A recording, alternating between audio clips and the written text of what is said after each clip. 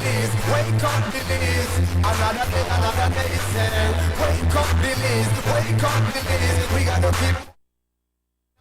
Wake up, Belize, wake up, Belize. Everybody gotta put the time in. Wake up, Belize, wake up, Belize. Wake up, we are not place of calling. Be yourself, see yourself, this is a show of people. Belize our hopes up for needless reason. Nobody feeling about this divide with feeling. It's like a solution. Yeah. Love, respect, unselfishness and cooperation. That's how we need to build a strong nation. We are the people to make the changes. We are the changes. WB. And all the things that must be happen on our blue skies. I love it make people get victimized. Let's work together for better. We got to unite. Wake up, Belize. Wake up, Belize. Another day is here. Wake up, Belize. Wake up, Belize. We gotta keep moving. Na. Wake up, Belize. Wake up, Belize. Everybody gotta put their time in. Wake up, Belize. Wake up, Belize. Voice of opinion and place your calling. WB.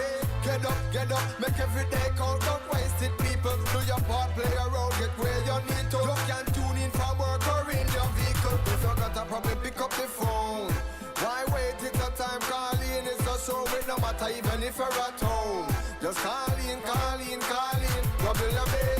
Wake up, Belize. Wake up, Belize. Another day is here. Wake up, Belize. Wake up, Belize. We gotta keep moving. Na. Wake up, Belize. Wake up, Belize. Everybody gotta put their time in. Wake up, Belize. Wake up, Belize. Voice of opinion and place your calling. WB. Be yourself, see yourself. This is a show, my people. Belize our hopes so to needless reason. Nobody feeling about this divide we dealing. Let's find a solution. Yeah. Love, respect, unselfishness and cooperation. That's how we need to build a strong nation. We are the people to make the changes. We are the changes. WB. And all the things that must be happen under God blue skies. And nothing that people get victimized. Let's work together for better. We got to unite. Belize, yeah. Wake up, Belize. Wake up, Belize. Another day is here. Wake up, Belize. Wake up, Belize. We gotta keep moving. Na. Wake up, Belize. Wake up, Belize. Everybody gotta put their time in. Wake up, Belize. Wake up, Belize. Voice of opinion and place your calling. WB.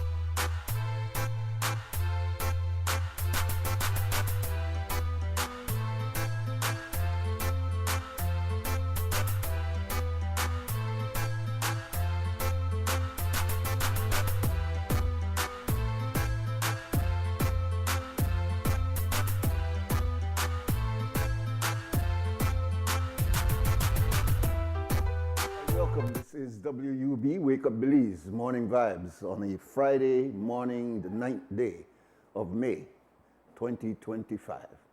We welcome you to the program this morning. I'm Nuri Mohammed holding the fort, and we have an interesting program, as always, lined up for you this morning. We'll be hearing from Mr. Tariq Matthews, who will give us an update on the weather, and then we'll bring you the package from our news center for this morning, the Friday, the 9th day of May 2025. Mr. Good morning, Belize. Mainly fair weather conditions prevail, then an approaching cold front will bring some changes over the weekend. The 24-hour forecast, sunny with a few cloudy spells today and partly cloudy to cloudy skies tonight. The showers, if any, will be isolated. The maximum temperatures for today will reach 89 degrees Fahrenheit along the coast, 98 inland and 85 up in the hills. There's a heat alert in effect for residents, especially those inland, are advised to stay hydrated and avoid outdoor activities as much as possible, especially during the afternoon hours. The lower temperatures for tonight will be around 82 degrees Fahrenheit along the coast, 75 inland and 68 up in the hills. The winds from the open sea will be from the east-southeast at 10 to 20 knots, and the sea conditions will be choppy. A high tide will occur this morning at 7:49, a low tide this afternoon at 2:48, another high tide tonight at 8:51, and another low tide early tomorrow morning at 2:22. The sun rose this morning at 5:22 and will set this evening at 6:15. The moon will rise this evening at 4:01 and will set early tomorrow morning at 3:52.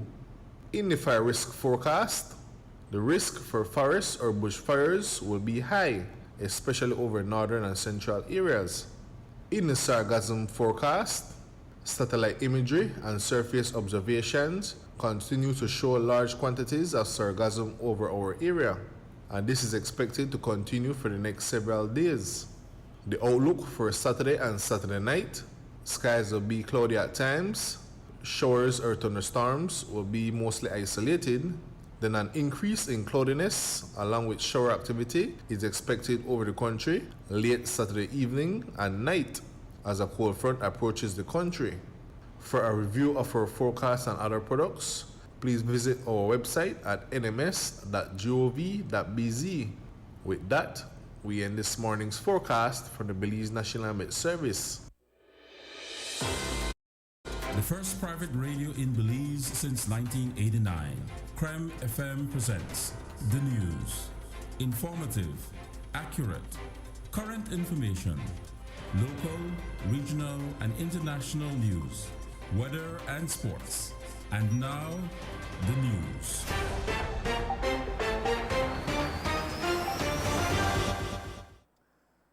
A letter has emerged that was sent on Wednesday to union leaders from the Prime Minister, Honorable John Briceño, responding to concerns that they had previously raised.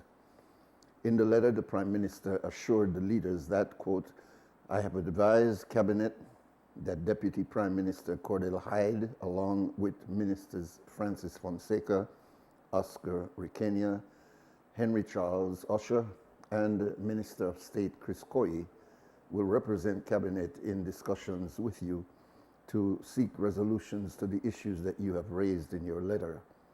This also includes the recommendations coming out of the Standing Committee with respect to revenue enhancement, cost-saving measures, and pension reform. They will then report back to me and the Cabinet so that decisions can be taken as required and necessary. Please be assured that your government is fully committed to this process and to working with you as meaningful partners in the development of our nation." End of quote. The leader of the opposition, Honorable Tracy Panton, yesterday told the media that following Justice Tawanda Hondora's ruling on Wednesday, the United Democratic Party must now decide on a way forward. However, she said that this will need to occur based on results of the general elections. Honorable Panton said that according to the party's constitution, a person is unable to become leader of the party without being a member of the House of Representatives. She added that they knew from back in October that they would need to hold a leadership convention following the elections, since what was decided at that time, at that convention back in October 20th, which has been ruled invalid, was only an interim decision. It leaves the party having to make a determination on a way forward, not post October 20th though, post March the 12th. And we all know how March the 12th played out. The former party leader of the United Democratic Party lost his seat, and what the constitution of this party dictates is if you lose your seat, you cannot serve in the capacity of party leader. You cannot serve in the capacity of leader of the opposition in the National Assembly, and you certainly can't be deemed the area representative duly elected of the Mesopotamia division. We knew from October 20th that following the general elections, we would have to have a convention, a leadership convention, to establish the executive leadership team moving forward. We had, our vote at the convention was for an interim arrangement because the situation had gotten so untenable within the party that something had to be done. And we took that action. Clearly, we missed some procedural steps, and so we are now back at the drawing board as it relates to convening a legal NPC, and we petitioned for that NPC 2 weeks ago. I have had conversations with the Vice Chairman status quo ante, and I have also had conversations with our Deputy Party Leader, Hugo Pat, and we have a legally signed petition from members of the National Party Council requesting in the shortest amount of time for an NPC to be convened so we can set a date for a leadership convention moving forward. Panton added that despite what Barrow might think, he has no say in how this party proceeds. You know, I don't want to be unkind to the former party leader. In fact, I have a great deal of empathy for him because what I saw on display this morning is indicative of why the delegates of this party and the standard bearers and caretakers of this party felt compelled to convene a national convention on October the 20th. As I said before, and I will say again, the situation was completely untenable. We made a misstep. We recognize the decision of the judge and we will respect it. But we will move this party forward. And regrettably, or maybe not regrettably, the former party leader has no say in how we proceed. He lost his seat in Mesopotamia. He has resigned from the party as the party leader, and he is unable to assume any decision making on behalf of the party in whatever capacity he believes delusionally he still maintains. In his ruling on Wednesday, Justice Tawanda Handura did indicate that Honorable Tracy Pantan's expulsion from the United Democratic Party was invalid. However, Justice Hondura did not address the matter of her membership. Today, Honorable Pantan affirmed that she is indeed a member of the United Democratic Party. If it was not valid, I was not expelled, I was not constructively resigned, I am a member of the party. I ran under the UDP umbrella. I won under the UDP umbrella. I have been appointed as leader of the opposition under UDP umbrella. I think you have the answer. It is not for any court to step within a membership organization, a political organization, and tell the membership how it ought to conduct its affairs. And I think he also made that very explicitly clear in his judgment. The October 20 National Convention has been ruled invalid by Justice Tawanda Hondura, which seems to mean that the decision taken then to name Honorable Tracy Pantan as the interim party leader is also invalid. Moses Shine Barrow lost his seat at the general elections, which according to the UDP's constitution also means that he is also not eligible to be the party leader. So who then is the current leader of the United Democratic Party? The leader of the opposition, Honorable Tracy Pantan, addressed this question yesterday.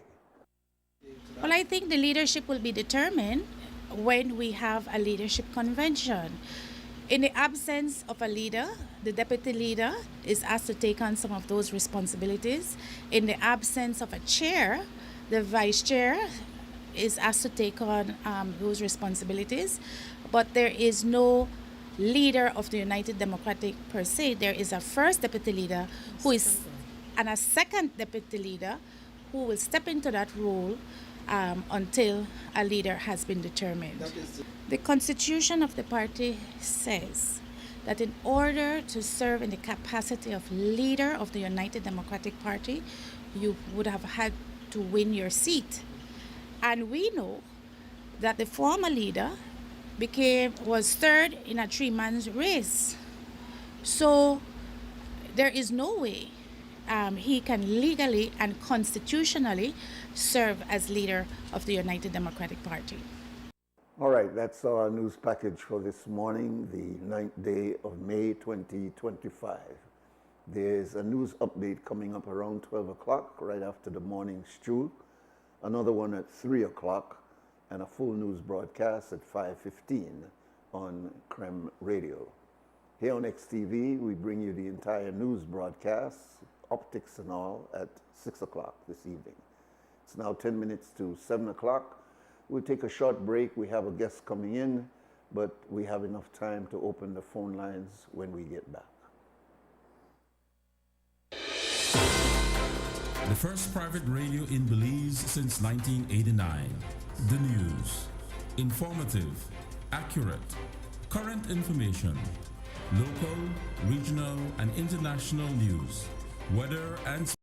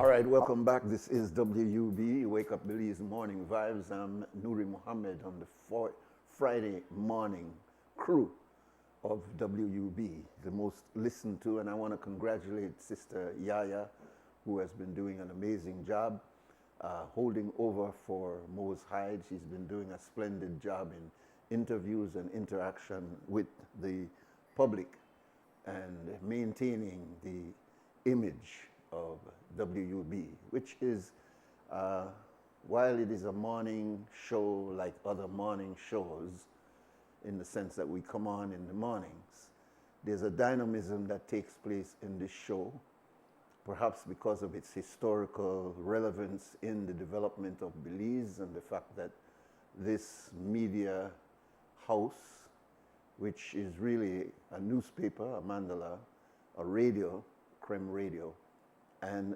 TV, which is XTV, all under the same outgrowth, I could call it that.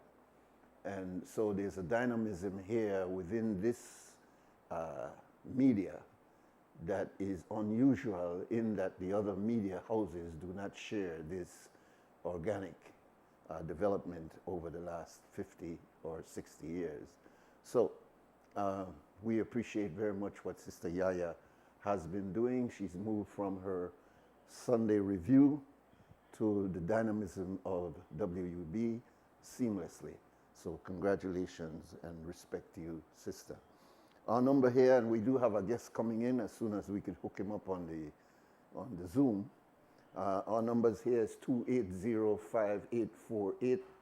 I know yesterday we had a few calls that came in, and I guess it's the way I try to conduct the conversations here, is that if we're in the middle of a conversation and the subject is going in this way, I try not to bring in a call, because a call in the midst of the conversation can be a subject completely different than the conversation, which means that our guests end up sitting here waiting until we deal with that particular call.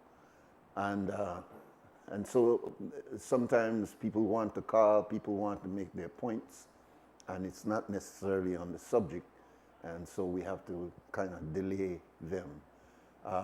So if you were one of those persons that wanted to get in yesterday and couldn't get in, so this is the opportunity, 280-5848. Some of the things on the agenda this morning is, of course, the new Pope, and there's going to be much talk about him and who he is and what his background is and what futuristically people are expecting from him after having a Pope like Pope Francis. This Pope, one of the things that keeps jumping out immediately is this is the first American, quote, Pope, which is not necessarily a big thing, because, you know, America is only a couple of 100 years old. Welcome, caller. Welcome. Good morning, Nuri. Hey, my brother. What happened? How you come through the phone? Yeah, I'm trying to get the link through WhatsApp, but I'm having all kind of issues. What happened? My small phone and use your substitute. I left my phone in. Oh yeah, I heard about that. So I'm trying to get back our things working, you know. All right. If you can hear me, then fine. No, I'm hearing you clearly, and I think everybody know who you look like and what you look like. So you know, we don't have to, you know. We're at the stage. We're at the stage where, you know, the more we voice than we face nowadays. When we get to a certain age, right? So listen, I got 3 or 4 subjects. I'm just putting them out, and then we'll select them. I know we'll eventually talk about your program at the Mother's Day program, but I wanted to put out 2 or 3 things, G. Mike. I started with the new Pope, and then I want to look also at the continued infighting of the UDP. I'd also like to look at the unions being up in arms, and we'll be in Belmopan this morning. And then looking at crime and the SOE and, you know, the dynamics of that, since you yourself have taken a very great interest in youth development and you used to work with the police at one time. So let's just deal with the first one, the new Pope. Yeah. So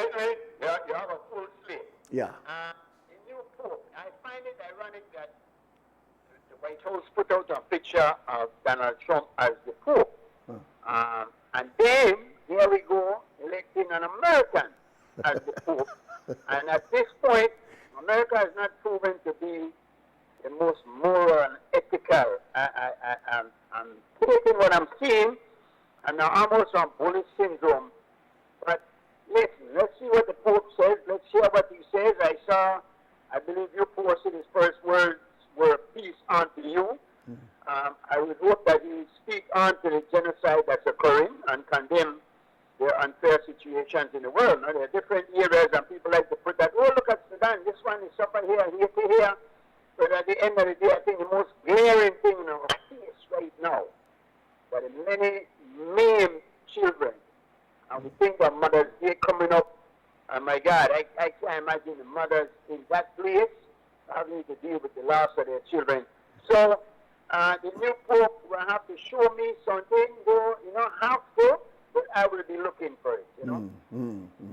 The fact that he's an American and the fact that he has had the background of growing up in Chicago, he's had the background of working in the poor ghettos of Peru, the fact that he has talked as a person for the poor. These are all reports I've read about him. Do you think that he will make a significant difference in the world scene as did Francis, or will he sort of retreat into just doing homework, you know, as the Pope before Francis was doing a lot of internal stuff, working with a lot of doctrinal issue? Do you think he will be an activist Pope? And I know that's speculation, but do you think he will be an activist Pope as Francis was? I am hopeful that he will speak out on issues that affect everybody. I don't know how strong the Catholic Church is at this point. Certainly he heads that group, that religious section there.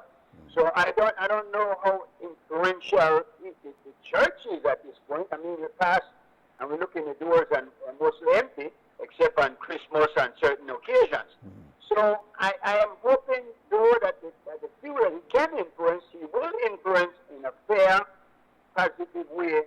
And you know, you can be sure the whole world will have him under scrutiny for the next, even if it's just in the near future, until we find out exactly where he's coming from. Yeah. If you notice over the Trumpian period of the last 100 days, we haven't heard any religious leader internationally speaking out about this shift in the paradigm of how the world is working. We've heard very few religious persons condemning what's going on in the Gaza. Pope Francis was one of those that came out very strongly. And I'm not saying that other religious leaders did not condemn and criticize the governments of Israel and the United States and really Europe for what's going on in not only Gaza, but the Sudan and these other places that you mentioned. But there were not many moral leaders, religious leaders that became public during this period. And so the environment is full of political opinions and maybe historians giving analysis, etc. Do you believe that this Pope, having the high profile that he has, if he begins to criticize the powers that be, meaning Mr. Trump, etc., that it will be a negative for the Catholic Church, or do you think they'll be able to weather that storm? Again, I don't know, but we'll have to put his character to a test and see how convicted he is to the things that you are saying that he's committed to. It seems. Now, I don't know much about him myself. I don't know it's fair to say that religious leaders have not been condemning this. They have not been given the voice. Remember the media will bring me out and interview certain people and whatnot on a certain quote, and the media, the mainstream media, coming out of America has been vicious and restrictive when it comes to what you hear. Propaganda employed like crazy. You hear, all of this happened from this side. One Israeli soldier got killed, and here it blew up a big thing, and 5,000 Palestinians get killed, and you hear, well, you know, something happened over there, not much or nothing. So I don't think that they're not speaking out. I myself, as a believer, and I am proud that we were at the forefront as a country. I think they might have backed up on it a bit, but as a country, we came right out and said, we do not condone this. This is wrong. For what is worth, it was a bold move, and as a believer, it made me very proud. I'm glad you bring that out, because we were the seventh country back in 2023. We were the seventh country to come out and strongly protest. In fact, we had a demonstration of which you were a part. The Prime Minister was present. The Right Honorable Dean Barrow was out and crossed the line. Our Belizeans stepped out and spoke about that atrocity. Of course, you're pointing out the fact that there has been some backstep. The Prime Minister has said he's a little bit leery about, you know, the kind of pressures he might get from the United States and this particular president. And so he is pulled back out of the Hague group and also out of the interested persons group with South Africa. Well, moving on, Brother G. Mike, because, you know, I want to use your experiences, and you are a seasoned talk show host, a strong opinion leader, writing and making your opinions felt. That's why I'm kind of pressing on you this morning. Looking at the infighting going on in the UDP, and the fact that it doesn't seem to be ending, it doesn't seem to be concluding, it seems to be another chapter in an ongoing situation. What's your thoughts? My thought is that we have to be our own opposition right now. It seems like Jews lead the charge, and the try be that by himself, though I don't know that we should allow any one group to take that charge. However, I think it's more important that we keep our eye on the government and what they are doing, like I say, and be ourselves interested in what is happening. The opposition, in its ideal role, would play that role there, but it hasn't been that. It has been us against them, and you know what, or what they want them to do, and what they do, while at the same time us doing the same thing. I think what we have to do is just not take right out of the bar, because the government in there, and in particular with no loud voices of dissent, and many times, like I said, I don't like when it's dissent are just the dissent sake, but when there's substance to whether they're real or both, we need to look at it closely and see what we can do to support or not support. I know you're saying I'll get to the teachers eventually, and that's an interesting thing. I believe that comes up tomorrow, no? Yeah, well, no, that comes up today. As a matter of fact, the issue of them marching in you could call it the National Assembly. It's not the National Assembly yet. It's an outside venue, is my understanding. I might be wrong. But yeah, the teachers also, but I just want to look at this idea of the UDP, because this is a sustained problem. It has been going on a very long time. And I could remember, and certainly you and I used to talk about this quite a bit, when the PUP was in, I can't say a similar situation, but there was infighting, there was disagreement.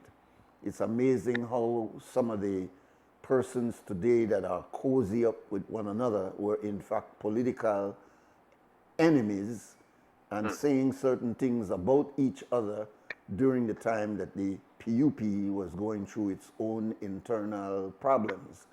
Do you see any comparison to that period where people were saying, man, you know, we got Mark Espat over here, we got Francis Fonseca over here, we got even John Arthur Saldiva at one point. We had also, of course, Johnny Briceño, and there was a tugging and a warring, ugly words, speeches with statements being made, etc. But now that party has reconciled and is moving forward as a united body. Do you see something similar to that taking place among the UDP? In other words, this is just a infighting that they will eventually overcome and get back on the track of being not necessarily an opposition, but a strong, formidable party. What do you think? No, I think differences of opinion actually healthy. And you know, find everybody agree all the time. This way I see that channel do the one. Kind of like, if I can't get on you and get on me, sit there in fighting, and I can never, what comes to mind are your man's words. And the Filipino can no come back to come back. And the Philippines come back now, and I watch the UDP, and I wonder how they will get back. I don't know, and again though, looking at some of the cases where both these factions are showing, I'm saying that it's a one proven criminal. Yeah.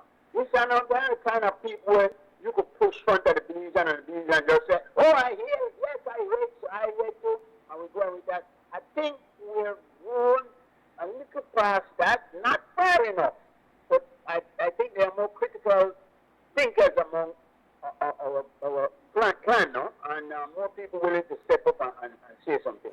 Mm-hmm. All right, let's move to the teachers and the public officers, as well as the senior public officers. I'm telling with Ms. Frazier yesterday, I'm missing the acronym for this group, but this is the group of senior managers, the heads of departments, etc., etc. And they're all coming out this morning in Belmopan in protest, and they've articulated their points. They were here yesterday. What do you think about that issue there? I think, Nuri, that all of us, again, have to remain concerned and be aware of what is happening. I think that the teachers have a legitimate gripe in objecting against the raise for CEOs and the CABSEC giving himself raise. The people have to make obscene money as it is for being just political cronies. I really do not think that in this time it's fair, but now to the teachers and the unions. My question would be, well, is this not simply what I hear you saying, cut it out or cut me in also? I'm not hearing don't give these raises because at this time we have to tighten up our belt, we have to prepare, we see sanctions coming on board, we see tariffs, we see a hostile environment in the world. We have to be preparing ourselves. Not a part within the share of the money, Nuri. This is what they do. And it's unfortunate, and I would like to see the teachers and the unions stand up and say, no, we don't want. They say, oh, we forget 8%, we forget so and so. Raise the cost of living, all of that, raise the minimum wage. But you know, by the one here, come on, man, make it tighten up. I'm watching this fellow in Africa, Nuri, what Ibrahim Traoré, yeah. And that man is setting some standards. No way in doing it lower the salaries of the high political appointed people, and to raise the salary of the grassroots, the people in the trenches, the real workers among us. These are the ones I'm saying. I look at the lady that work, and I'm seeing a couple of them. I'm familiar with them. They work day and night to clean out all the drain and the street. Then people make 200, 250 a week. Now these people are making hundreds of thousands. They get all kind of gifts. They don't have to spend that money because they get allowance for vehicle, allowance for gas, allowance for phone, allowance for house, allowance for, I don't know if they don't get sweetheart house allowance. We have looked at the total package. So I'm saying to you, we have to look at this man and say, really, when you got that kind of money and then in the street back of Yaba, where we can't walk and we can't in the rain and so, they don't leave up the South Street, that water, even just in a high tide, you can't do something about that, man. The raising of salaries can't be it. Anyway. But you make an interesting point there, G. Mike, because in fact, what they said yesterday, in fact, it was Ms. Callis that made the point that it is the Prime Minister that have come out and pointed the fact that the economy is doing much better. And so therefore, if the economy is doing much better to the point where you could raise the salaries of CEOs and CABSEC, then how about we? And so, you know, but you're saying it in another way. You're saying instead of going after salary adjustment, which is very hard to deal with that because as you heard yesterday, some of the teachers themselves are in fact having a very difficult time, not only the fact that their salary has not been adjusted, but the fact that they, with this limited finance that they have, they still have to be, you know, buying things for the classroom to make the classroom a more enabling environment in terms of education. And they are saying that, look, you know, if one could raise your salary, you must could adjust this thing by an additional 8.5%. But you were saying something, looking at Burkina Faso, to have one different mindset altogether. And who is brave enough, which leader is brave enough to come out and say, guess what, let's put the brakes on how we do things and turn this thing around and do something as revolutionary as focusing on the lesser of our community in terms of finance, in terms of resource, and try to make sure that they got before we try to give up at this level. You were talking about a complete revolution there, G. Mike, and I want you to expound on that a little bit more because I'm not sure that even we at the base of the pyramid ready for a radical change like that, because what Troy is doing, he's being supported by his grassroots people. He's not just a dictator doing these things, but he's got support. So do you think your idea of the teachers, instead of clamoring for an increase in my salary, that they clamor for a complete remake of how we do things, using Burkina Faso as an example that we could do it differently and still survive? Exactly. And I don't think that rocket science. I think that I would have been more impressed if they had said, you know what, you should have raised where the DRM, but they were done to make a lot of money. And how about buying the supplies that we are buying out of our own money? At least put that into some education. How about healthcare? How about expanding the healthcare, the clinics and whatnot for people? How about using it for the good of everybody and not just for our favorites and our political cronies? It's not that difficult to understand. It's simple ABC. Mm-hmm. Suppose they tell you that, look, we were expecting to do exactly that, G. Mike, with that $250 million promised us by the MCC in the United States, and that $125 million US would have gone to address exactly those things you're talking about and that the teachers are talking about. But that has been withdrawn now. We don't know if it's a permanent withdrawal or a temporary. We don't know exactly what is going on. Not much information has come. But suppose they come back with that and say, well, guess what?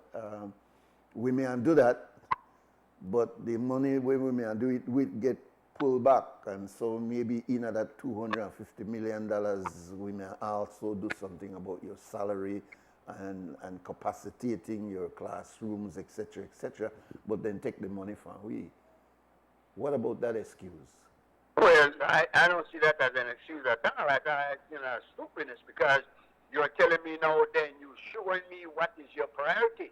Your priority is to pat your nest or to make things better for all of us in the society. You were elected there to govern, and you are given access to the finances of the people's money. Nothing where your party put there. In fact, when a political party is in office, their people pay less taxes.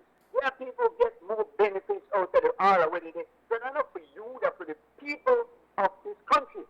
Whatever you want to do with that money cannot be just to comfort your cronies, man. It has to be to make life better for all of us in society, and what better place to put it than education.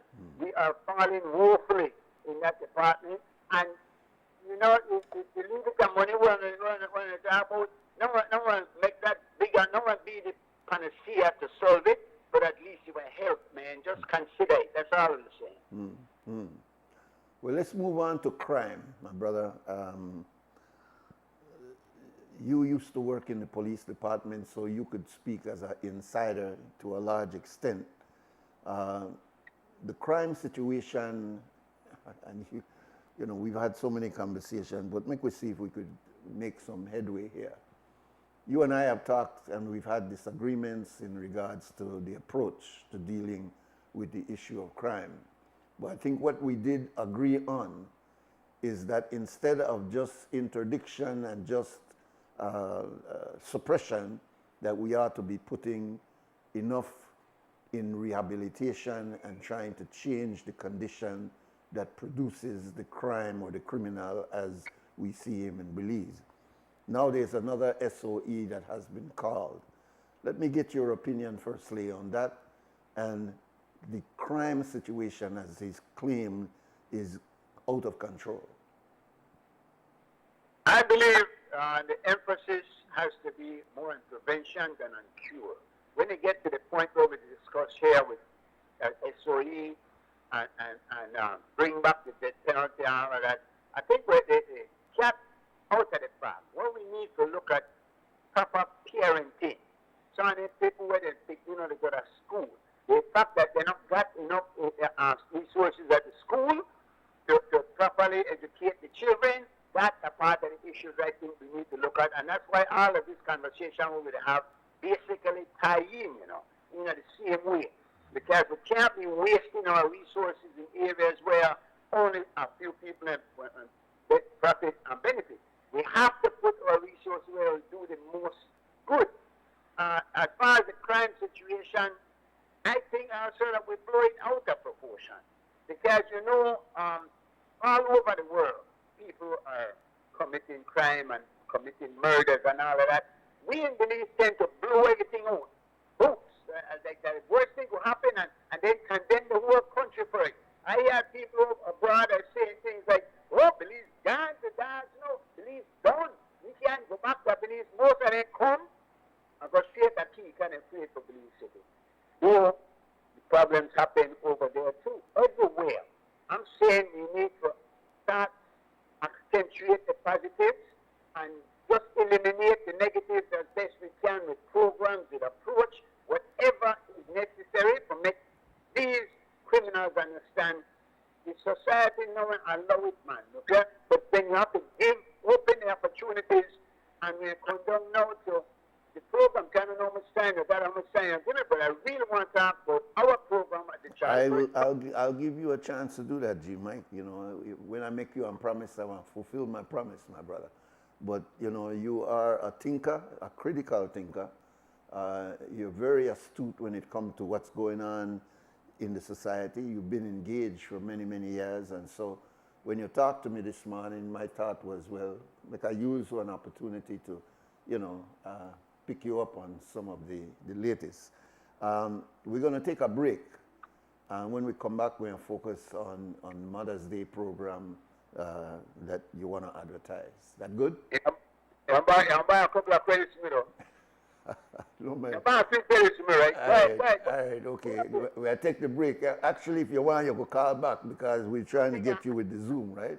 Anyway, we'll stop right now for 2 Cent Scam with Brother Brick, and that's brought to you by Fort Point Security.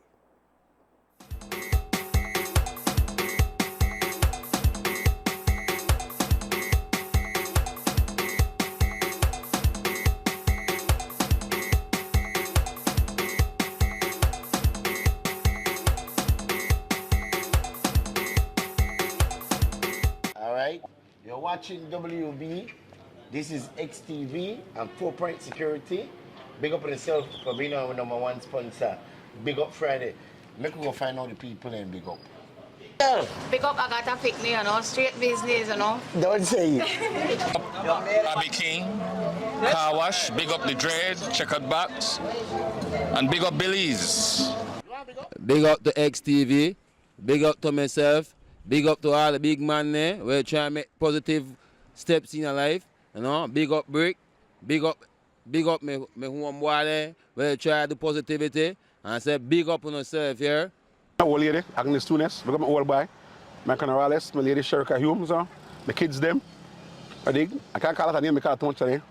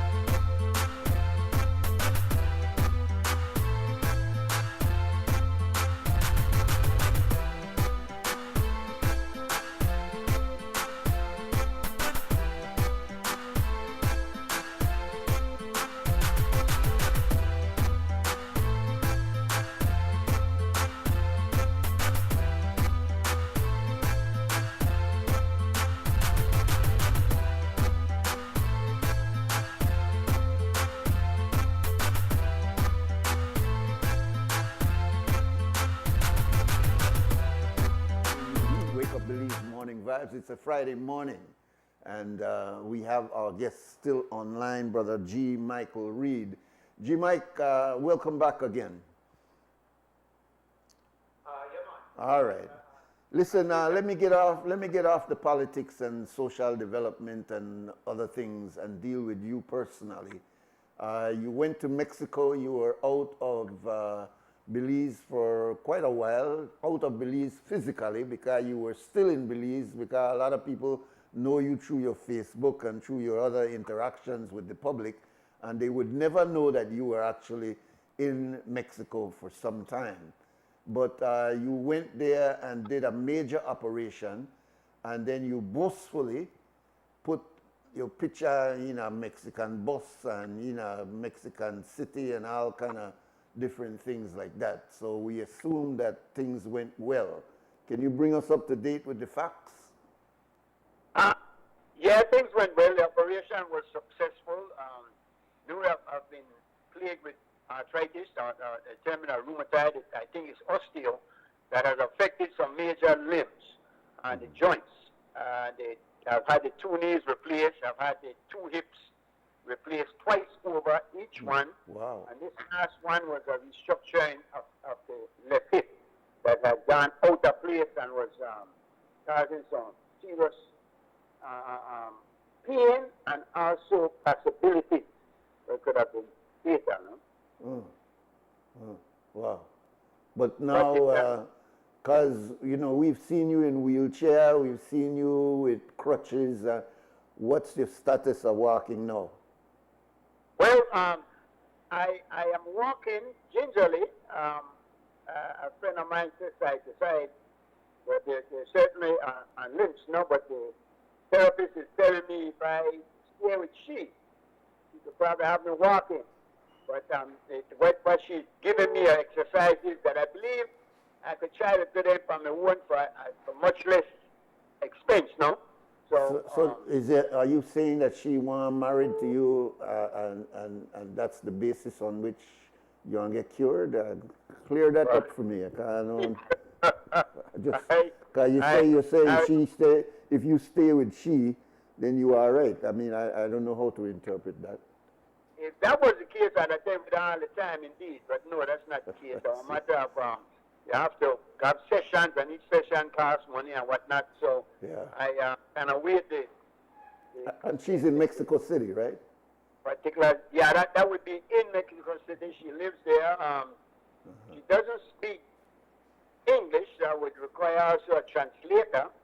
So I'm kind of complicated and difficult situation. I think I just have to do it on my own. Yeah. I try to do my exercises every day.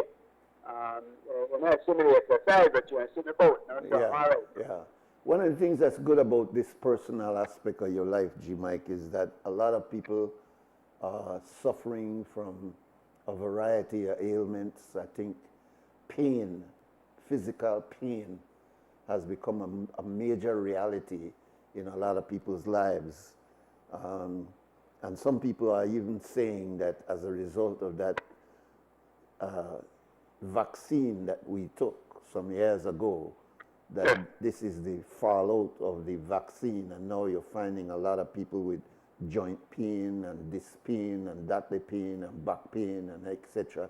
And some, I guess, people are looking for reasons. So some people are narrowing it down that it must be the vaccine, since so many of us are suffering from different aspects of pain. But I'm not going in that direction because that's not my thinking. I'm not into that conspiracy there. But the recognition that a lot of people are not just dealing with psychological and emotional pain, but a lot of people are really dealing with physical pain, and then they try avoid painkillers and all kind of other things, but they're waking up every morning dealing with pain. And so I don't want you, who is a person that is very public about your life, you don't hide yourself like some people do. Share that issue of waking up every morning with pain, and how do you stay active? How do you continue with your Charlie Burton efforts, and now you did talk about 1 5 aside, you know, you're keeping your mind obviously very alive, but you're feeling physical pain. Talk about that. First of all, certainly the vaccine had nothing to do with that because I wasn't going to go near it. I didn't see the need for it. I thought it was intrusive, wrong for just to force people. And people had to do it. There's certain areas I really think that would not have anything to do with me until I showed them a vaccination certificate. And I'm like, if that's what it takes, either the one that you share, not you. If you take care and you see it, why you to worry about me? But anyway, and Claude was saying, when pain hits you, it will short hit you. Pain doesn't know play, and everybody knows that. I believe there might be people with a higher tolerance of pain than others. Some people, I remember going to the doctor and my boy showed me a finger with a hurt and he wants to see the doctor for his finger. And I like, my brother, I am not the person for you to complain to about pain. I will not even worry about you. So, but the fact is that pain is not a nice thing to live with. And thank God for these painkillers that alleviate the suffering some. And thanks to medical geniuses that have come up with ways to treat it. I'm amazed at the things that they can do nowadays. Of course, they can't create you like the original creation, but they certainly can fix it in a way that will make it work to a certain degree. For that, I am grateful. So, for people with pain, nice, the way of good for deal with it, no? And then grin and beer. Yeah. But as far as the work that has to continue in all of us, I mean, all of us have to continue to live. We don't continue to live or sit down and bar, no? Yeah, yeah. You're not going to find me in that position. I'm going to try to do something constructive and see how I could help in whatever way I can to make this life easier for anybody that's affected around me in any way, close by. I find that is the challenge that we all must meet and overcome. No? Yeah. Do something good. All right, let's move to what will happen over the Mother's Day thing. So I'll give that to you. And actually, that was the reason G Mike called me this morning, is because he wanted to do a little, infomercial, I called it, on this work that he has been doing for quite a few years now, a couple of years, where he took this very raw piece of dirt. Man, I'm telling you the last time you were on here that you needed to do a documentary on this thing. Just only 15-minute thing if necessary, just to show how you took this land from raw bush. I remember sitting on your veranda many times and, you used to talk about, battleass and all kind of different things living in that bush. But you took that and you turned it into a livable, living, dynamic park for young people. That to me is something that should be duplicated in other areas. Anyway, I don't want to blow too much of your horn. Talk about this Mother's Day event that is to take place over the weekend. All right, Nuri, it's funny because when I get credit for this, I'm amazed because I just sit down and watch happen. There are certain people, and I go call on two names, Cisco Woods, the Habet, Dave, and Match, Lupita Kwan, Bunky Cardana, guys, when they see me, they come and hold their head. She might well see and don't know. So what we try to do, that different events that bring the community together. Let's go back to the crime situation, Nuri, and the way things are now and all the killings and where city happen and whatnot. And I can tell you that prior to this park coming online, that this area was one of the hotbeds. Yeah, we had some really rough, and then boy, now the kids are playing in the park, then they try to leave things in the drain. I'm not saying I got anything to do with that. Then the daily work from time to time when the government drop on each and in their way. And I think if we really look at it and see the difference in what was and what is, and I believe that a lot of it, the park played a very important role. Whenever we have any projects like this, people come out and really have fun. It's not something that we blow any trumpet out and whatnot. We're trying not to put any pressure on government. We feel like we could do it ourselves. However, for the Mother's Day thing, I spoke with area representative Mr. Devin Daly, Honorable Devin Daly, now a minister also, I believe, for sports and things. And he was very receptive, and he offered to give a few prizes for the mothers. We're doing some kind of food that available. And this kind of fundraiser here, these are the reasons why we have fundraisers at other times. We had one the other day, as you know, on May 1st, and again, we had on May 3rd, we had an event with some kites and whatnot. So we're trying to keep it where we keep the community active, keep the young people in playing and tying out and stuff, and in that time, they only have to go do their homework and go home. Most of them will try to insist the ballers at least remain in school and try to stay a positive lifestyle. Listen, we're not going to get all.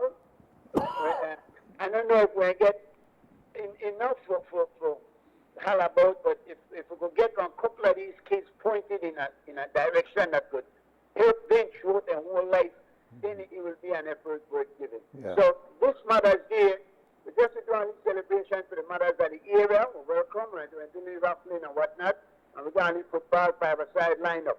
That's another aspect of it, Nuri, that we'll try get every neighborhood, and you have it, even if constituencies and the constituent leaders come out and get involved.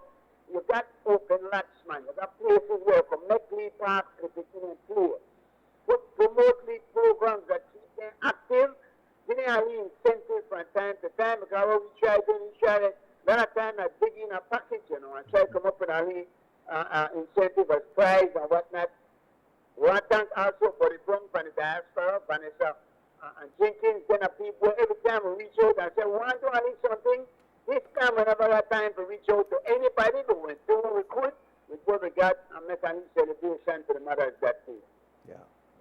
Well, my brother, what you're doing and what you continue to do is a great, great benefit, and a lot of times then things not recognized as they should. Like, for example, Sticks have been doing what he's been doing, sort of, to my mind, under the radar, because he don't know big national headlines, but it's a consistency that Sticks have been doing for many, many, many years now to try to impact the community in a positive way.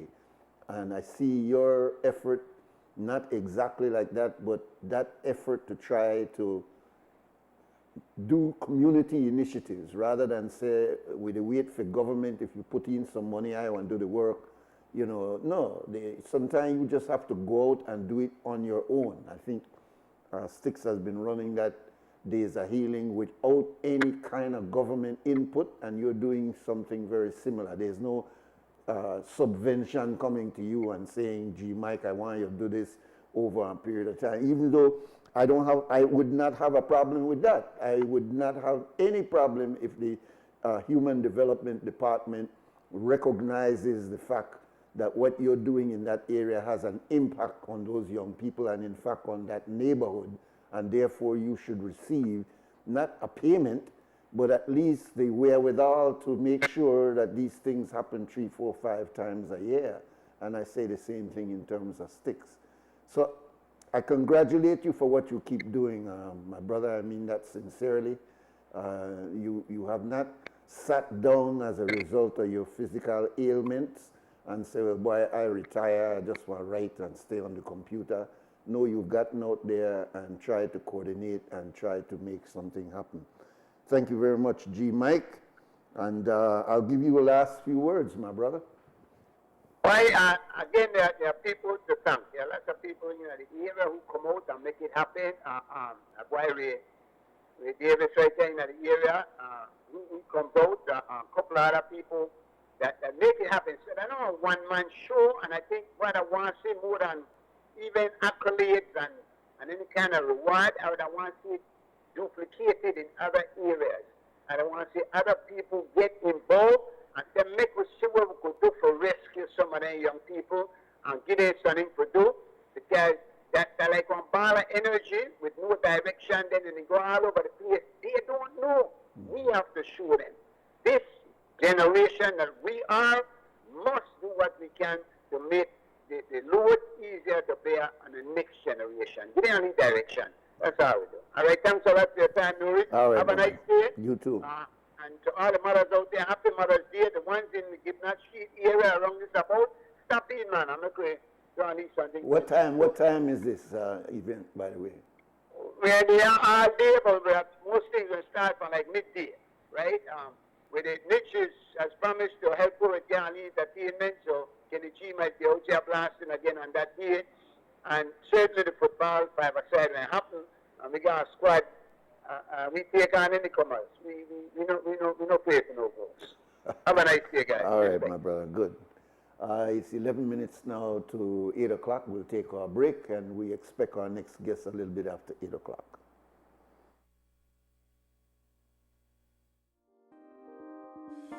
Prepare for the heat and stay cool with a Reamer Gree air conditioning unit from Benny's.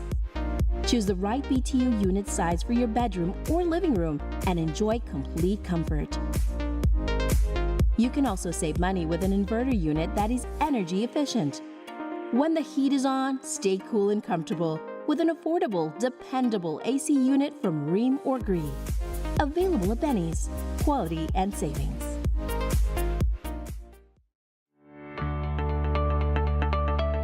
To create a My Social Security account, you must be 14 years or older and have a valid email address. Visit the My Social Security self-service portal at sspportal.org.bz. Click on Create Account. Enter your date of birth and phone number. Next, verify your email address to continue. To verify, simply enter your email address and click the Send Verification button. Enter the verification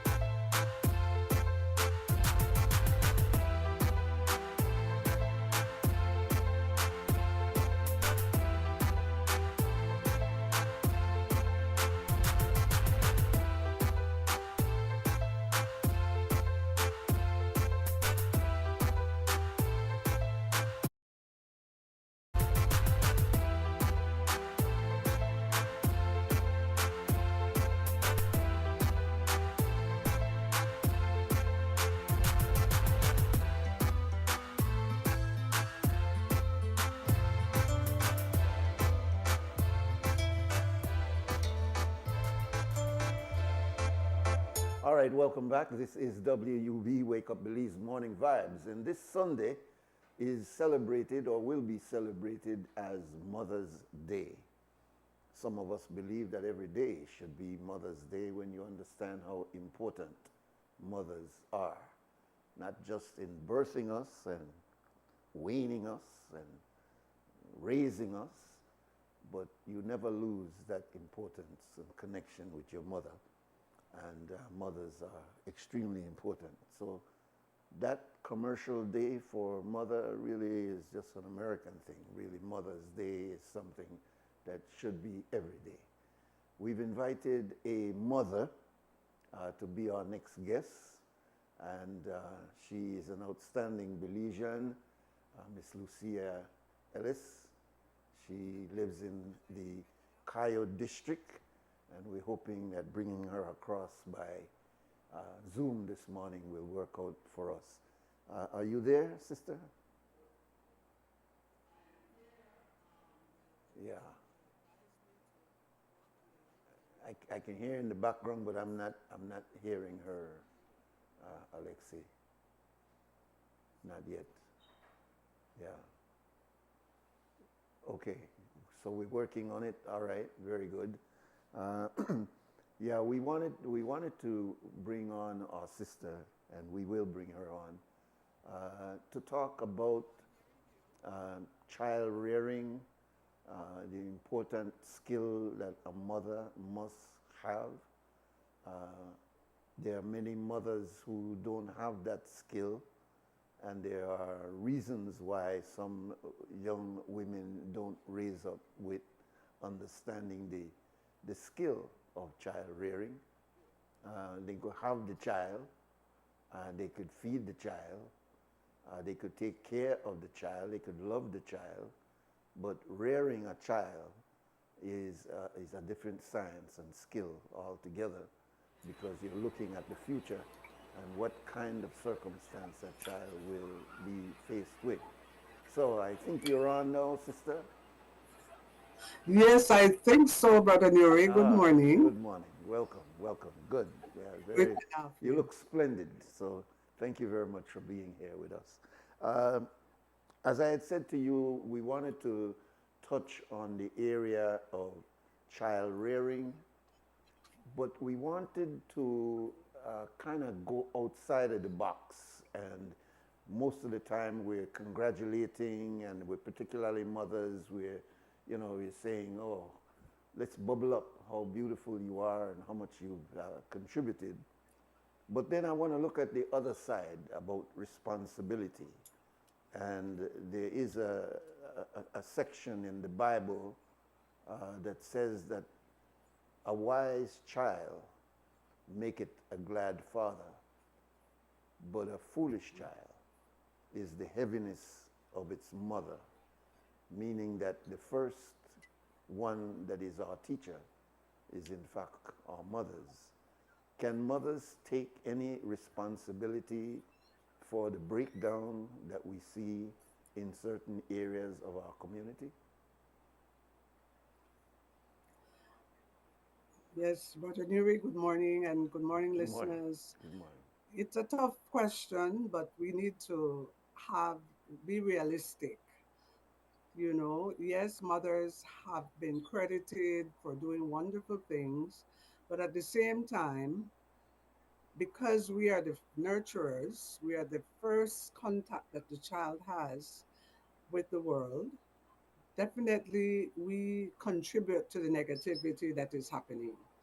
And the failure to hold mothers accountable, I think it is a disservice to children, it is a disservice to fathers, and a disservice to mothers themselves, because as a mother, we cannot we there's no mother that does not feel the pain of a child that is this undisciplined, that is killed on the street, that does wrong in the community.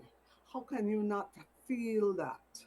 So we need to look inward as to why, what is it that we are not doing so as to create this environment that our children we find ourselves in. Lucia, you just in those few words, you've probably made some enemies. Only because we have a tendency to not like to look at any negative aspect of ourselves, unless we condemn. Yes. But we don't like to do self-criticism. And Right. many times, especially when it comes to mothers, you will see a mother go out beyond the call of duty for her son and say, my son, that one good boy. I don't know why you know the harassment like this, because my son, that one good boy, he don't make no mistake. He's always doing the right thing. He take care, he pick me, Yes. etc. And so for you to Yes. dare criticize or even sound Yes. critical, you become an enemy. Like, what's wrong with you? Your bread butter up on two sides, and you that this and you that that. But why is it Yes. that we are afraid within this culture, and maybe it's beyond this culture, to be self-critical, especially when there's so much evidence there that we've dropped the Yes. ball in certain areas? Yes. Yes. You know, we can this idea of looking inward is very important, Brother Nuri, and I applaud you for it because we cannot keep doing the wrong things and expect the right results, right? So I thank you for this. Um, we're afraid because we have to look at ourselves and to say, you know, you made a mistake. You are not doing it right. Maybe the father has a point. The father needs to be involved. Maybe, but our own hurts and our own pains as female, the traumas that we have experienced, has prevents us from really being honest with ourselves. Okay, and the society cultivates that and perpetuates that narrative. Um, in the past, and I want to go back into a little history, we used to have parenting training when it was Yeah, recognized yeah. that things were going wrong. There was parenting training offered by at the YWCA by the UWI Open Campus, and it gave parents, mothers were the ones who mostly attended, who to look at themselves. How are we?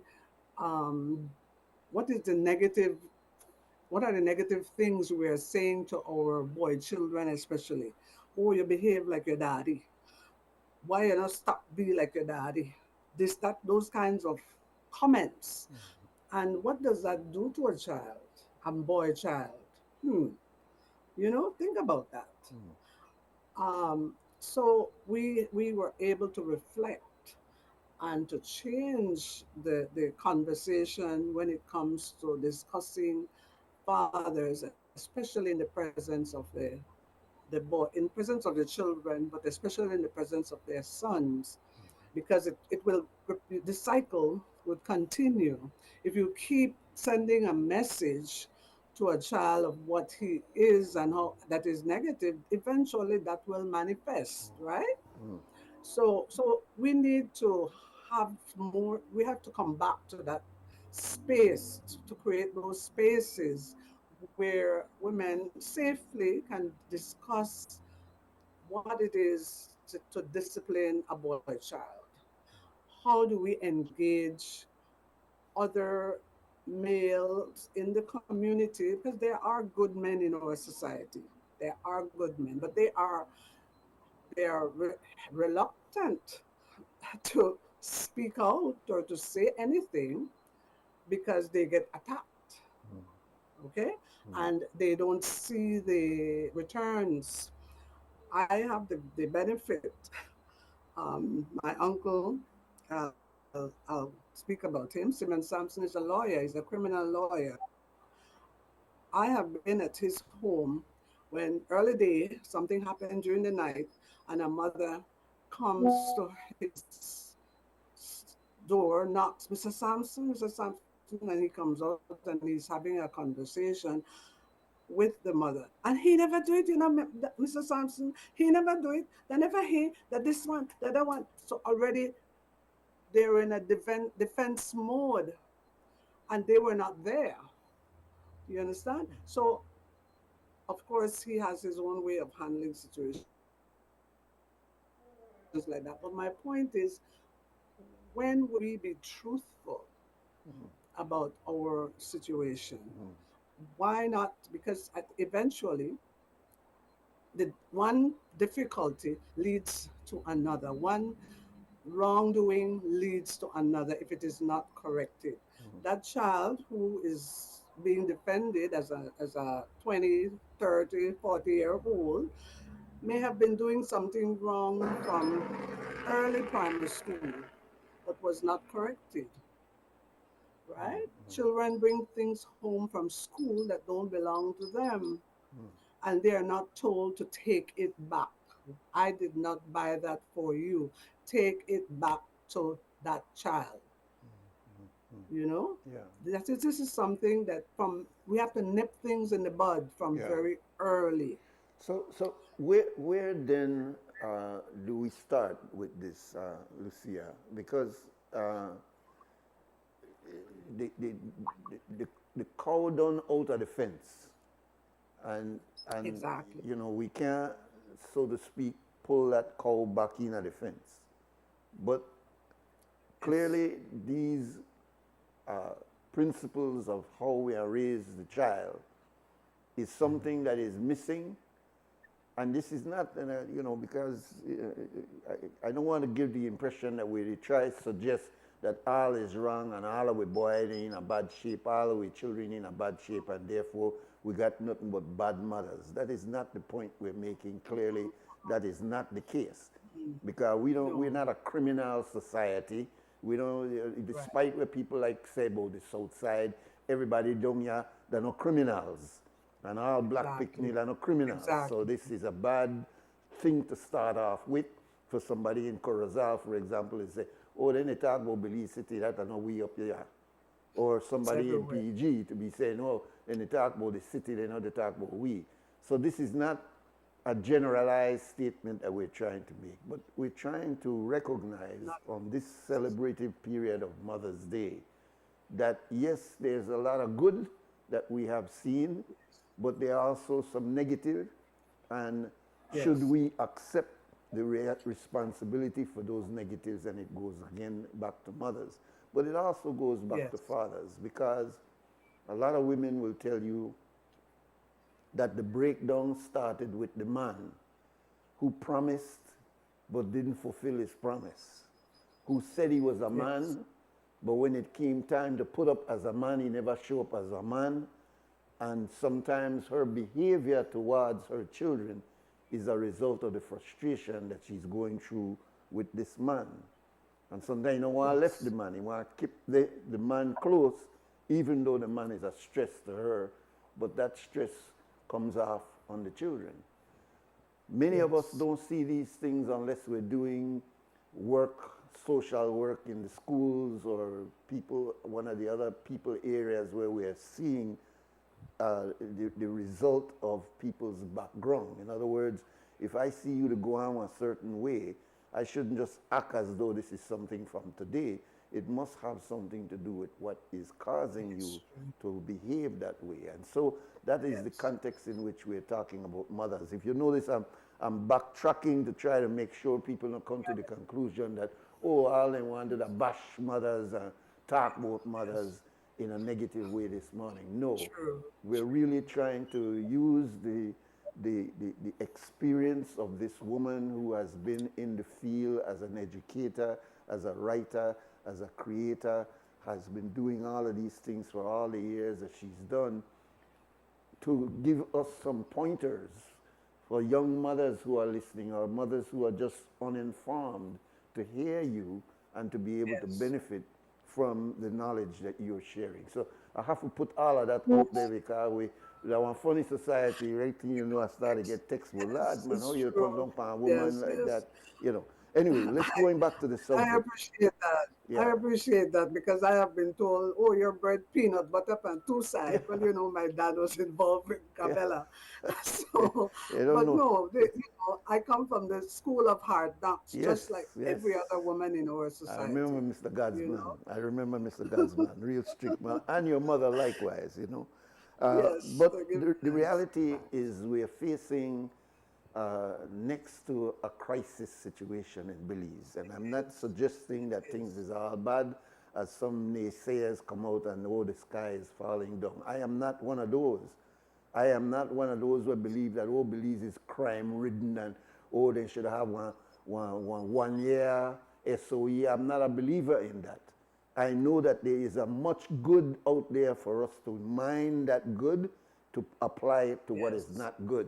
It's not like Belize gone. And I'm saying this specifically because there are certain sections of the country, particularly up north, that is starting to look at Belize City and they don't want to call it racist, but they're looking at it as if the problem of crime in Belize is centered only in Belize City and on the south side of Belize City, and indirectly saying the lone black boy, the cause problem. When you go and looking at the SOE, you see any Mennonite, you see any Chinese, you see any mestizo, no, where you see the lone black boy.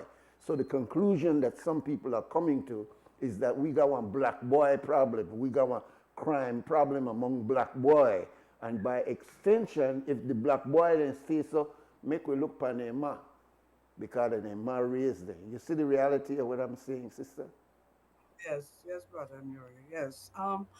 So let's look at the role of the woman in parenting, right? Um, Before you ask the question, where do we begin?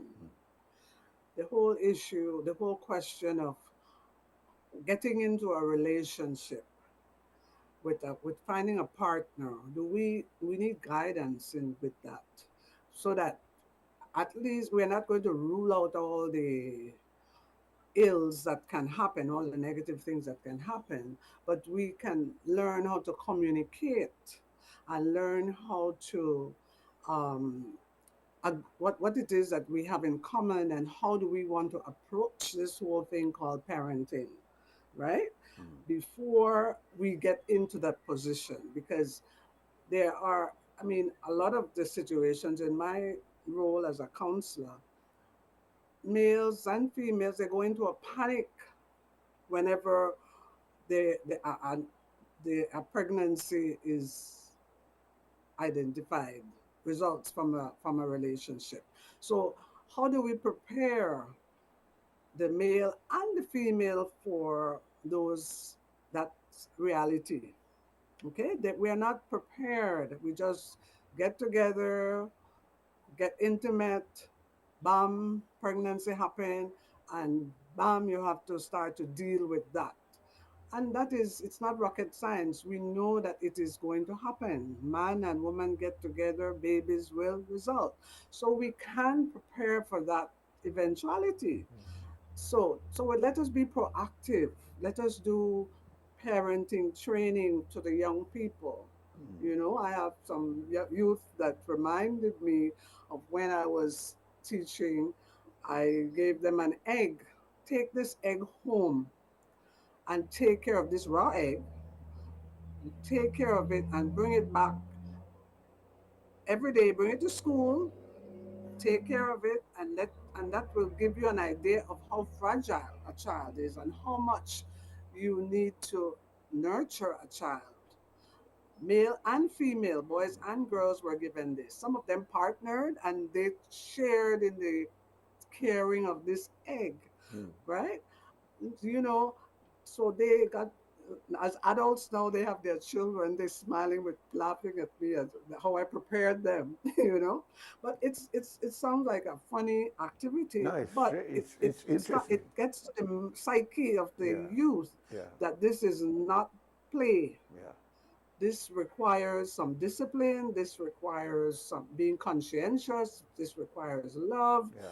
creativity, and cooperation for those who coupled. One of my students, egg got cracked. And the trauma that she experienced, then it used it as a teaching moment to, okay, what if your child is born with a disability? What will you do? You understand? So this kind of Yeah. preparation of young people for what parenting entails is something that can be done. It's not difficult. It can be incorporated into a school curriculum. It Yeah. could be incorporated into Yeah. community, youth group activities, and etc. You know, So so why that's one. That's one we example. why haven't we done that, Lucia? I mean, you pointed out that it happened before. We remember that in the Human Development Ministry, used to be called Social Development, they had a unit called Compare. And Yes, Compare used to yes, go out and do parenting skill for young mothers yes. and fathers especially. But Families, it yes, doesn't exist today. Not at the Ministry of Wellness, not at the Ministry of Education, and yes, nowhere. So is it that we yes, don't see the importance of that? I mean, that skill is so necessary, especially when you have this phenomenon, and I call it a phenomenon because it has to stay a phenomenon, called single parent, or I am an unwed mother. And you know, it's almost yes, sometimes worn as a badge of honor. I am an unwed mother. But it yes, starts with dysfunctionality for that child who has to be raised with an unwed mother. Again, lad, man, yes, I avoid the text and come in and say, I don't have a single girl and I raised 3 boys and all of my boys and come out good. Yes, I'm not talking about the exception. I'm talking about generally when you don't have two parents, you're going to affect that child coming up. Can you comment on that, yes. please? Yes, I like the point you brought up about single mother, single parent. Yes, and they come out good, but it is not, you didn't do it alone. There were other people in your network that support you. Okay? I could claim to be a single parent as well, but I did not raise my 3 boys and my daughter alone. Their uncles, their grandfathers, there were cousins, males, friends who stepped in and said, Mom, step aside, let me deal with this. Okay? And the thing is to be willing to listen. As women, do we listen? Do we respect the men around us enough to give them the permission to do what they can do better than you? Because you're a woman. You are not. You cannot raise a boy child beyond a certain point. Okay, that is a fact. So, do we give males around us permission? I mean, respectful male, right? Respectable males, permission to guide your boy child, Yeah. and even to speak to your daughter, so that they can understand male thinking. You know, I remember my brother stepped in one day and told my son, "Pull up the pants, pull up the pants, fix it." You know, and he jerked, knee jerk reaction, he fixed it. You know, this is, and I said nothing. I mean, hello, he knows what's happening out there, right? So do that's something that we have to look at. Yeah. The respect. Yeah. We need to honor Yeah. But the males around us. Okay. what about men who just goody worthless? Come up to par. You might have fell in love with him because he had brown eyes or whatever was your reason for falling in love. But when you really get in at the tangle with him, you realize, man, this is an undeveloped person. He handsome, he big, Yes. he got a good job, but he's underdeveloped mentally and spiritually. So you know what, got nothing to Right. do with him. Plus, he do something that is almost unforgivable to you. Now, as a result of that, Yes. like you said earlier, you look like your daddy or you act like your daddy. And so the boy now begins to suffer as a result of the bad relationship that took place between his mother and his father. Yes. Now, how do you fix that? I know you are saying that we've got the extended family, grandpa and everybody else could stick in, but Yes. as they say about adopted children, eventually they want to know who da my real pa and who, you know, what was he really all about. So I don't know if we could bury, if a woman could bury us to the point where we don't have no contact with our child at all. You know, help me with that, please. Yes, yes. It's not easy, but anyway, you know, there are two things, two words, two wise women said something to me. One of them, may she rest in peace, she said, don't focus on the man. You do what the best that you can do. You band your waist and do the best that you can do to give your child the best that you can, right? And that don't let what he is doing or what he is distract you. You know what is right. You know the path to go. Band your waist and make that sacrifice. That's another word. Sacrifice. Are we prepared to sacrifice on behalf of our children and not just give them half a loaf rather than the whole loaf? That's one. Yeah. The other point of building relationships with other women. You are not the only one going through it. Why not bond with other women who have the same experience or who have experiences that and share ideas? Okay, the whole idea of being ashamed. We're still ashamed of being a single parent. There's still shame attached to it. Why? And it's something that's so common, but Yeah. still there's shame. Yeah. So the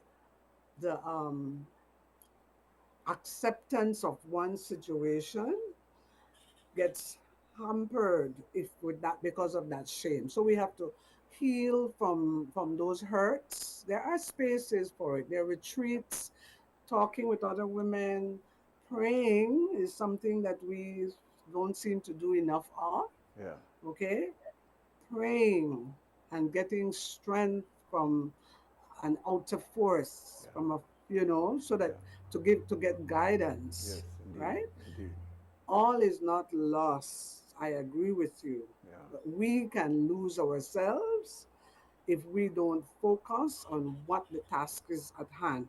We have brought children into the world and they need to be given the best opportunity to live to the optimum. Right? Let me stop you there, right in the middle of what you're saying. Take my next break. When we come back, I want you to continue along that line because that is advice that I think a lot of women, especially young women, really need to hear, that you need to plot. You need to get with people who are positive and build your network. We'll take our next break. When we come back also, we're going to open the phone lines so that others can join us in the conversation. Please stay tuned. Awesome. Ya balisi seru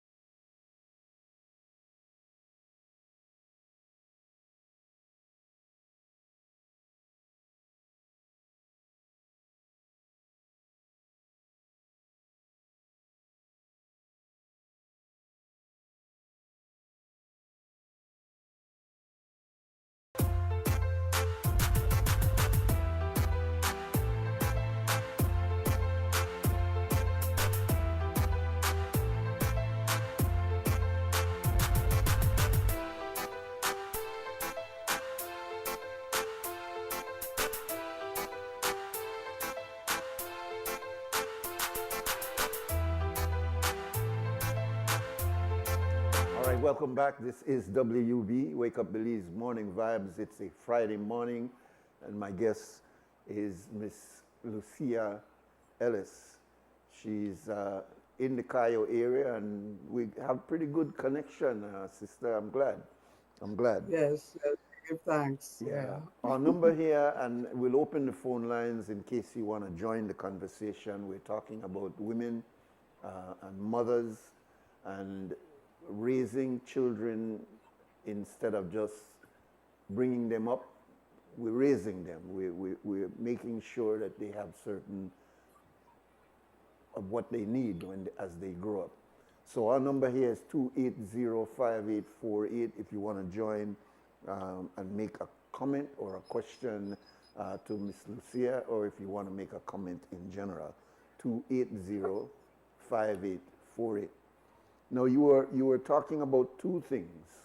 You spoke about one, and then you were getting into the other one as I stopped you, about what and how mothers have to take this responsibility and how serious it is of this responsibility of raising a child, whether boy child or girl child.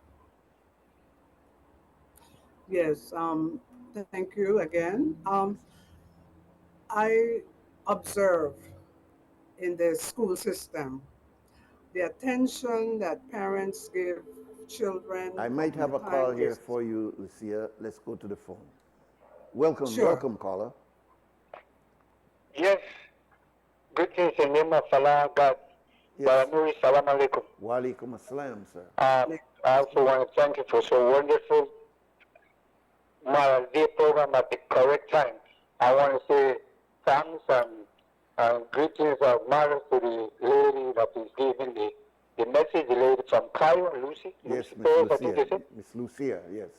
And what I want to congratulate her is for not being biased and speaking up forward and what is some of the elements of problems that cause in the malfunction of some children, some boys, girls too.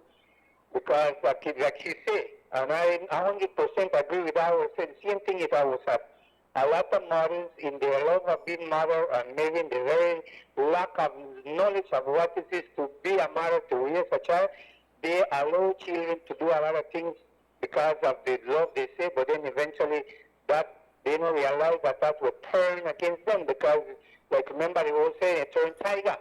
Because if you allow him to bring things from the street that you know purchase, that you say, they do a lot of things that they shouldn't be doing. But because you say you love them, but again, like the lady said, some of them don't have the experience because they're very young. Also, I could say some of them young mothers don't have the experience because their mother didn't have the experience either. See? And I know some young ladies at Belize City that they tell me that my man don't care about me. I go out, I do this, I do that, and my mom never care. I remember a young lady crying, telling me she wished to go back to school, but her mother don't care. So then when I start to find out about the mother, I realized her mother didn't care neither. So that's another fact. And I will wrap it up because I like listening to you as this lady. In the United States, there was a guy who was sent, a young guy, sentenced to the gas chamber or electric chair. And before he went to be executed, he asked for a pen and paper. And then he wrote a letter when he saying to the mom the same thing. I am about to be executed because you never tell me what to do when I needed you to tell me that. So wrap up. Happy Mother's Day to all mothers and grandmothers, because also grandmothers, a lot of grandmothers play the role of grandmother, and the one that lead their children to the right direction. Because you have mothers that care, they know the children are doing wrong, stealing things, taking alcohol, drugs, but they turn the other like they don't see it. So, thank you very much for the time. All right. Salam alaikum. Wa alaikum assalam. Yeah, it's important that we continue to reiterate that we're not talking about a failure of mothers.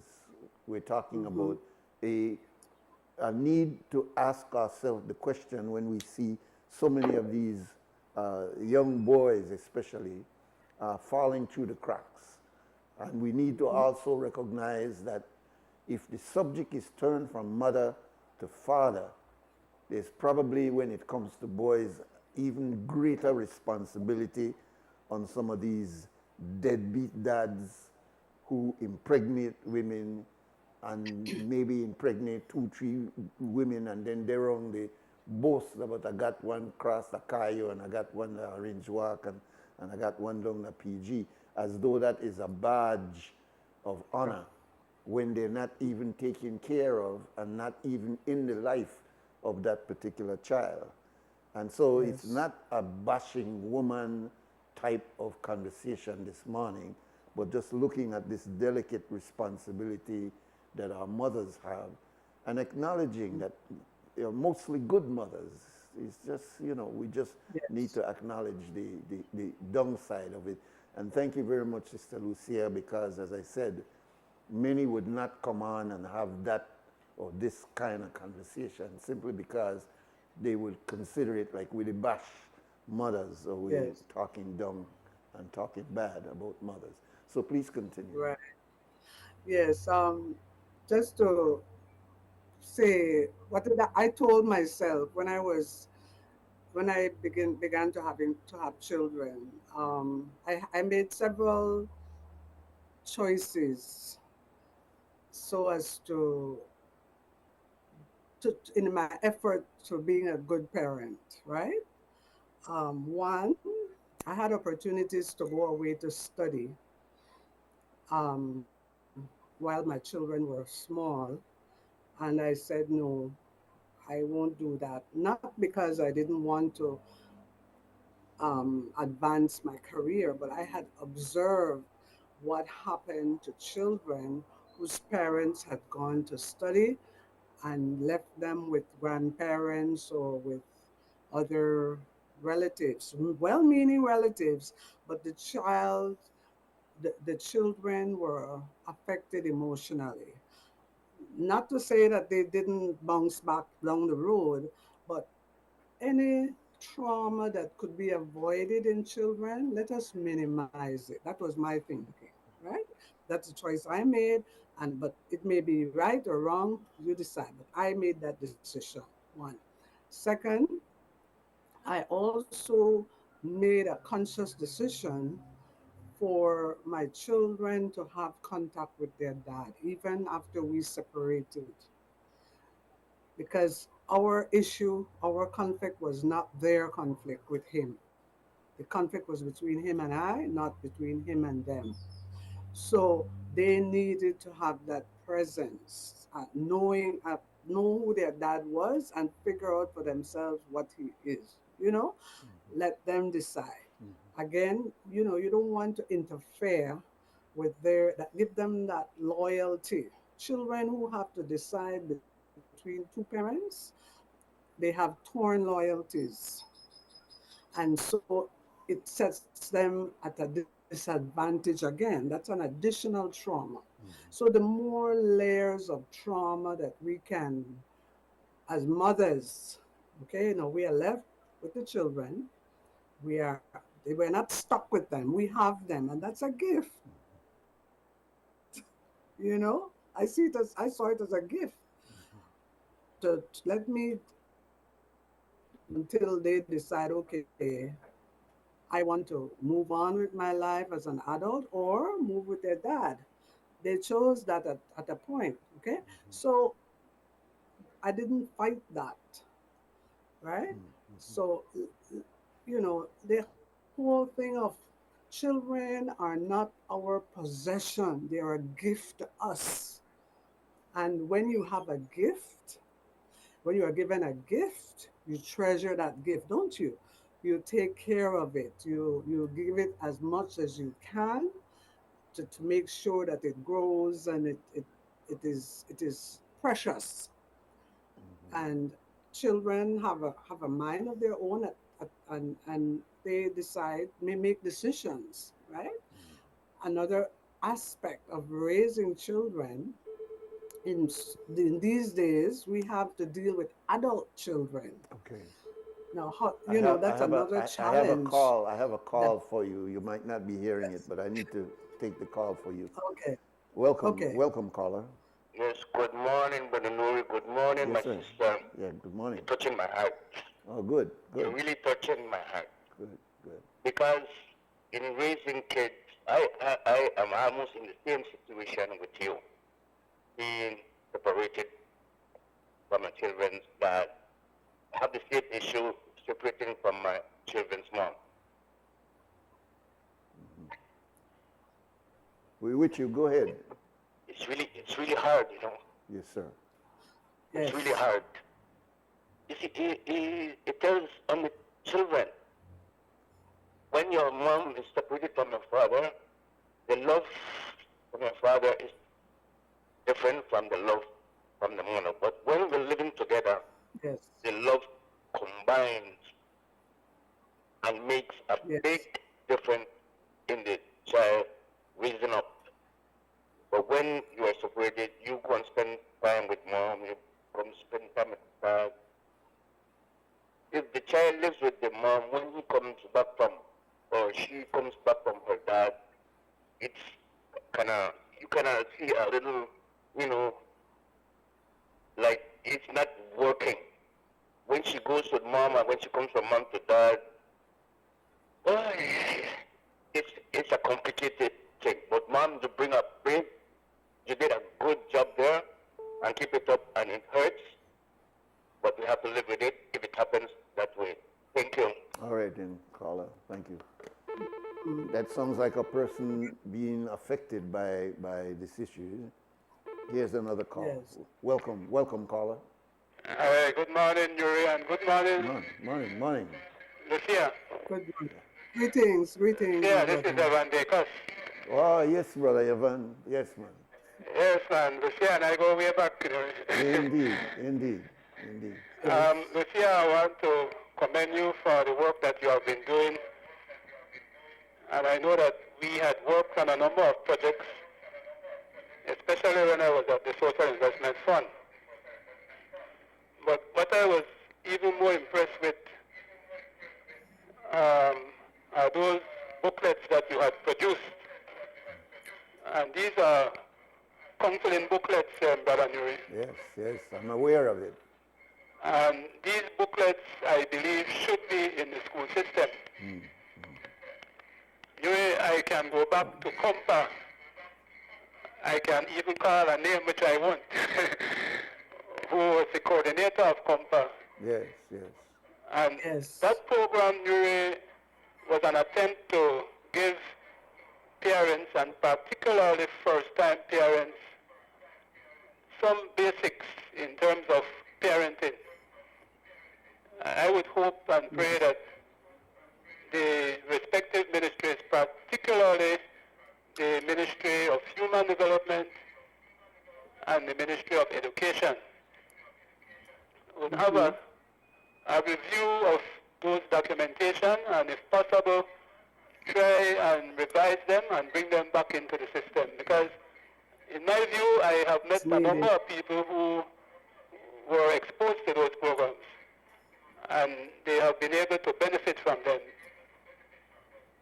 These are women and men who have, in some cases, grandchildren now. Yeah. So I want to again commend Lucia. Keep up the good work, my sister, and all the best. Take care. All right. Thank you very much, Evan. Thank you, I think the name he was talking about was Roberto Vicente. If you remember, Roberto was responsible for Compar and did a great work during his tenure.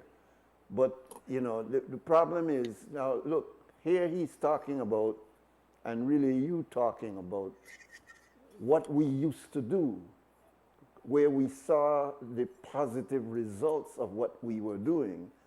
And somehow, I can't blame the politicians as much I must say the bureaucrats who saw this thing working and just allow it to disappear.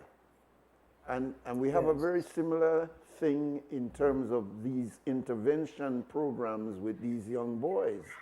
We started a very dynamic program called the Challenge Program.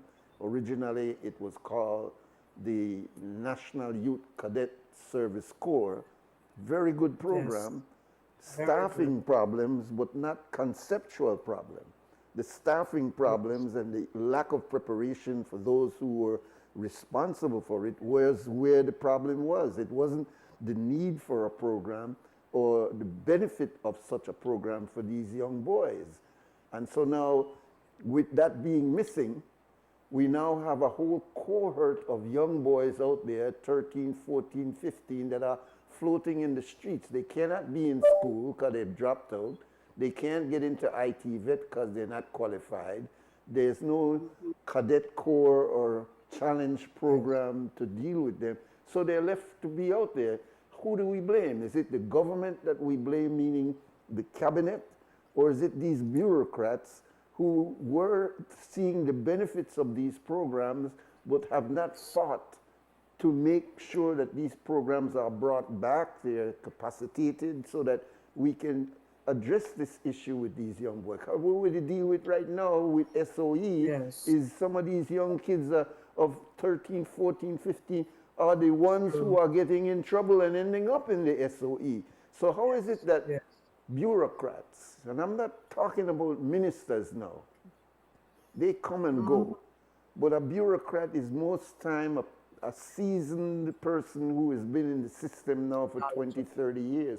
How could they not see the need for introducing programs like this? I'll go back to you, Lucia. Yes. Brother Nuri, you talk about programs, but at the same time, some of these programs are projects, right? And projects have a lifespan. And when the funding is done, they discontinue. Wow. Although the intention between these projects is for them to get going and then for the ministry or the government to institutionalize it so that it becomes a program which is then fixed, right? So I think that is the challenge that the technocrats face. When the money done, the project finish, right? So it's something is wrong with that, though. I mean, something is drastically wrong with that, because UNICEF and UNDP and World Bank and all these institutions will give you some money to start your project, but as you said, Lucia, they expect that you are going to continue it after they remove their funding. So whose fault is it? Exactly.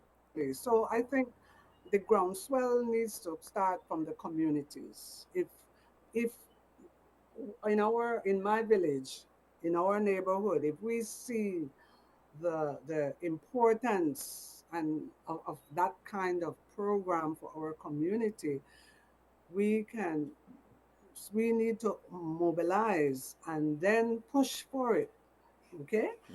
The thing is, and this is a sad part, the apathy that is in our community, in my community and others, where they never do nothing never happen. That sense of powerlessness, mothers have it, and it moves on to the children and the community. So the whole idea of let us find a way to empower people. Now that's the hardest job there is, but we mustn't give up, Brother Nuri, we must not give up. So this kind of conversation that we're having, I hope it will spark an interest.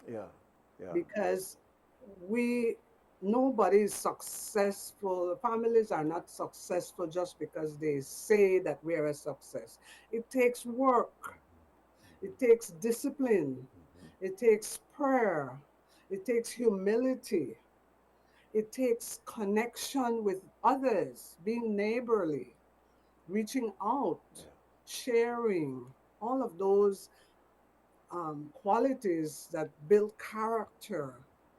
That's what we need. And I think we can only model it, Brother Nuri, and hope that it gets infectious.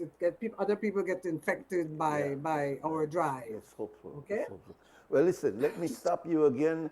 I'll bring you back to give your last words, but let me take this last break and we'll come back and close off with you. Okay, Brother.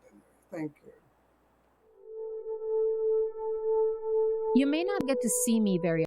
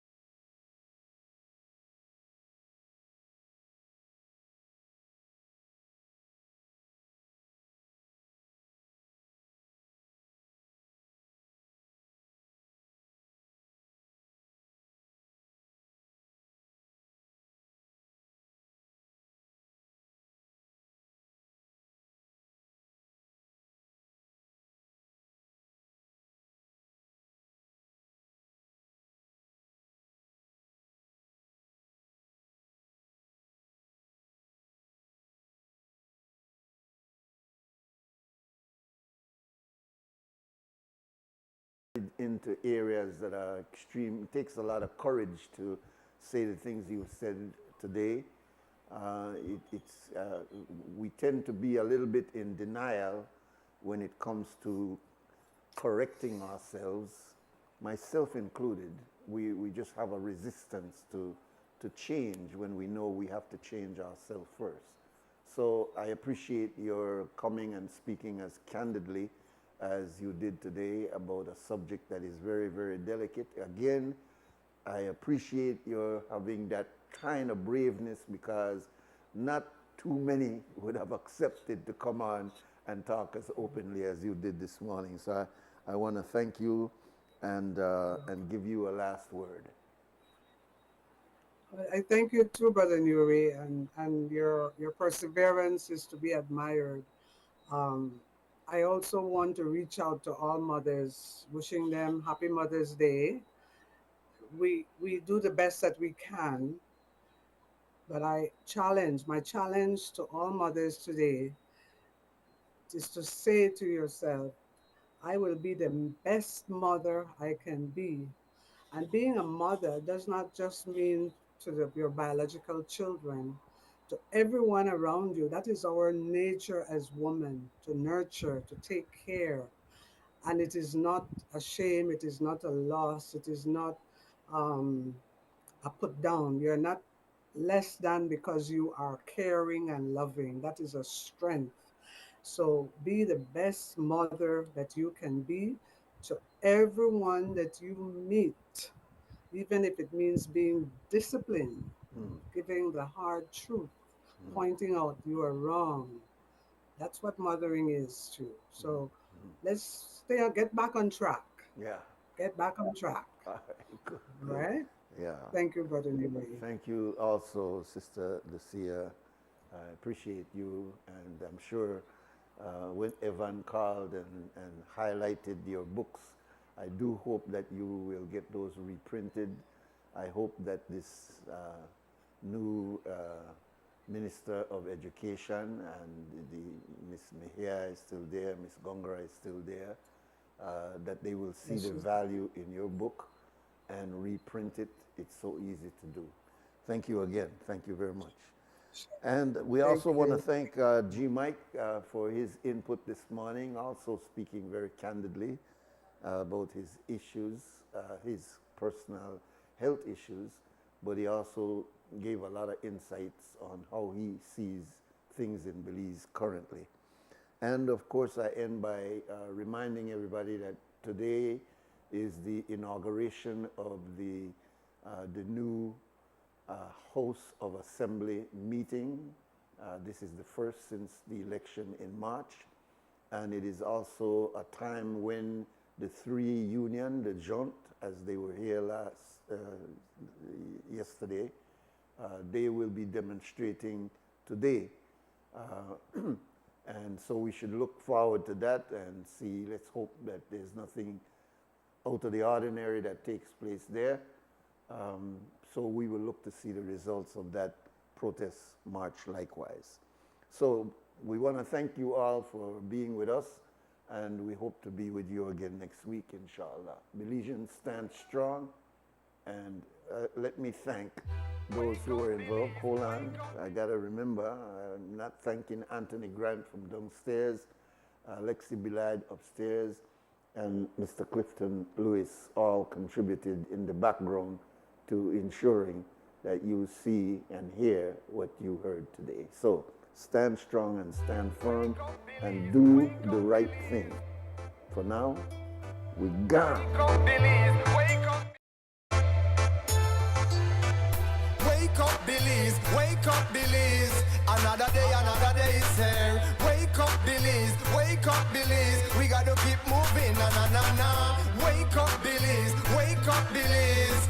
Everybody gotta put your time in. Wake up, Belize, wake up, Belize. Voice our opinion and place your calling. Be yourself, see yourself, this is a show of people. Belize our hopes are to needless reason. Nobody feel left out, is the vibe we dealing. Let's find a solution. Yeah.